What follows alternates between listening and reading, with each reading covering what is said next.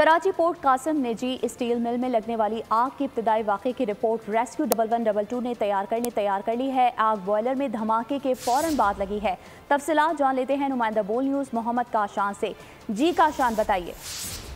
हाँ जी बिल्कुल, देखें पोर्ट कासिम आगा स्टील मिल में लगने वाली आग की इब्तदाई वाक़े की रिपोर्ट जो है रेस्क्यू 1112 की जानिब से तैयार कर ली गई है। रिपोर्ट के अंदर बताया गया है कि बॉयलर में धमाके के फौरन बाद खौफनाक आग भड़क उठी, जिससे जो है आग ने काबू पकड़ा। जबकि मीडिया चैनल्स के जरिए 4:50 पे उनको इतला मौसूल हुई कि आग जो है काफी तेजी से फैल रही है। इसी दौरान जो रेस्क्यू 1112 का जो कमांड एंड कंट्रोल सेंटर है उसके ऊपर एंट्री चलाई गई। उसके बाद वाटर कारपोरेशन हो गया, KMC हो गया, तमाम इदारे को फाइल कर दिया गया। वहाँ फायर टेंडर पहुंचे, आग पर फौरी तौर पर जो काबू पाने के अहकाम जारी किए गए। ताहम अब तक की इतलात के मुताबिक डायरेक्टर जनरल रेस्क्यू 1112 उनकी जानिब से बताया गया आग पर काबू पा लिया गया है। जबकि फौरी तौर पर तमाम इदारे जबकि हादसे के नतीजे में जमा होने वाले 2 अफराद हैं उनकी लाशें ज़ब्ते की कार्रवाई के लिए जिन्हें अस्पताल मुंतकिल कर दी गई हैं। जबकि इस वाक़े के अंदर एक जख्मी भी हुआ है जिसको तिब्बी इमदाद की फराहमी जिन्हें अस्पताल में दी जा रही है। जी ठीक है मोहम्मद काशान, आपका बहुत शुक्रिया।